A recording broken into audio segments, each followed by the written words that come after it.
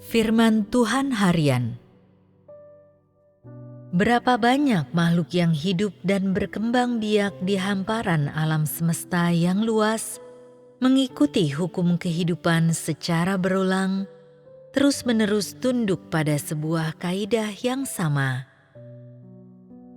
Orang-orang yang meninggal membawa bersama mereka kisah-kisah orang yang masih hidup, dan orang-orang yang masih hidup mengulangi riwayat yang sama menyedihkannya dengan mereka yang telah meninggal.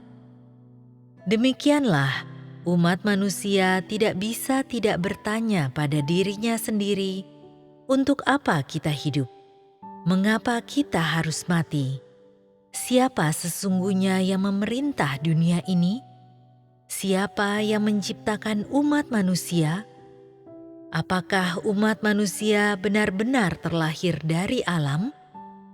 Apakah umat manusia benar-benar mengendalikan takdirnya sendiri? Selama ribuan tahun, umat manusia telah mengajukan pertanyaan-pertanyaan ini berulang kali.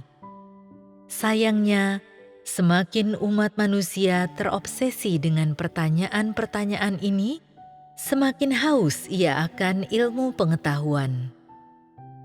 Ilmu pengetahuan menawarkan kepuasan sekejap dan kenikmatan daging yang bersifat sementara, tetapi tidak cukup untuk membebaskan umat manusia dari kesunyian, kesepian, serta kengerian dan ketidakberdayaan yang nyaris tersembunyi jauh di dalam jiwanya.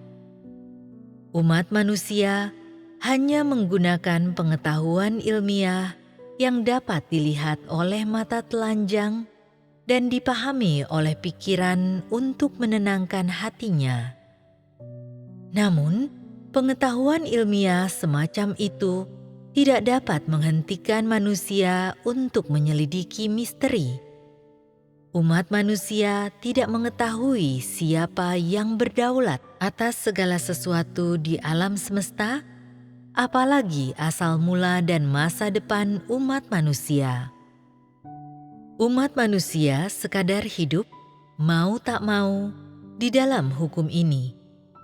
Tidak ada yang dapat melepaskan diri, dan tidak ada yang dapat mengubahnya, karena di antara segala sesuatu dan di langit, hanya ada satu pribadi dari selama-lamanya sampai selama-lamanya, yang memegang kedaulatan atas segalanya.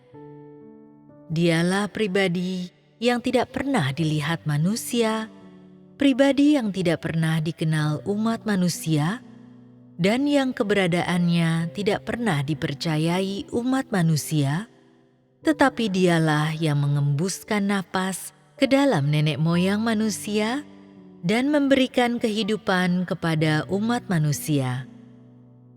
Dialah yang menyediakan dan memelihara keberadaan umat manusia dan membimbing umat manusia sampai pada hari ini. Selain itu, Dia dan Dia sajalah tempat umat manusia bergantung demi kelangsungan hidupnya. Dia memegang kedaulatan atas segala hal dan mengatur semua makhluk hidup dalam alam semesta. Dia mengendalikan keempat musim, dan dialah yang mendatangkan angin, embun beku, salju, dan hujan. Dia memberikan sinar matahari kepada umat manusia dan mendatangkan malam. Dialah yang membentangkan langit dan bumi, menyediakan gunung-gunung, danau, dan sungai, serta semua makhluk hidup di dalamnya bagi manusia. Perbuatannya ada di mana-mana, kuasanya ada di mana-mana, hikmatnya ada di mana-mana, dan otoritasnya ada di mana-mana. Setiap hukum dan peraturan ini merupakan wujud perbuatannya dan masing-masing menyatakan hikmat dan otoritasnya. Siapakah yang dapat meloloskan diri dari kedaulatannya? Siapakah yang dapat melepaskan diri dari rancangannya? Segala sesuatu berada di bawah tatapan matanya, dan terlebih lagi, segala sesuatu hidup di bawah kedaulatannya. Perbuatannya dan kuasanya tidak memberikan pilihan lain bagi umat manusia selain mengakui bahwa Dia memang ada dan memegang kedaulatan atas segala sesuatu. Tidak ada yang lain selain Dia yang dapat memerintah alam semesta, apalagi yang dapat menyediakan kebutuhan umat manusia tanpa henti. Terlepas dari apakah engkau dapat mengenali perbuatan Tuhan, dan terlepas dari apakah engkau percaya pada keberadaan Tuhan, tidak ada keraguan bahwa takdir engkau terletak di dalam pengelolaan Tuhan, dan tidak ada keraguan bahwa Tuhan akan selalu memegang kedaulatan atas segala sesuatu.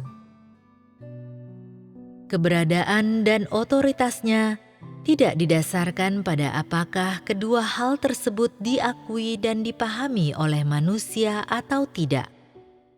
Hanya Dialah yang mengetahui masa lalu, masa kini, dan masa depan manusia, dan hanya Dialah yang dapat menentukan takdir umat manusia. Tidak masalah apakah engkau dapat menerima kenyataan ini, tidak lama lagi manusia akan menyaksikan semua ini dengan matanya sendiri, dan inilah fakta yang akan segera dinyatakan oleh Tuhan. Umat manusia hidup dan mati di bawah pengawasan Tuhan. Umat manusia hidup untuk pengelolaan Tuhan, dan saat matanya tertutup untuk terakhir kalinya, hal itu pun untuk pengelolaan yang sama. Lagi dan lagi, manusia datang dan pergi. Hal itu terus berulang. Tanpa kecuali, semua itu bagian dari kedaulatan dan rancangan Tuhan. Pengelolaan Tuhan selalu maju dan tidak pernah berhenti. Dia akan membuat umat manusia menyadari keberadaannya, mempercayai kedaulatannya, melihat perbuatan-perbuatannya, dan kembali ke kerajaannya. Inilah rencananya dan pekerjaan yang telah dilakukannya selama ribuan tahun.